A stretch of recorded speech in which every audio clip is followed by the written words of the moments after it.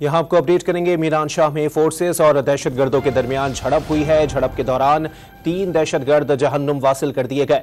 Firing के तबादले में पाक फौज के 3 जवानों ने जामे शहादत नोश कर लिया। मजीद जानते हैं ब्यूरो चीफ इस्लामाबाद इफ्तिखार शिराजी से। जी शराई साहब, बताइएगा वाकई की तफसीलात क्या हैं?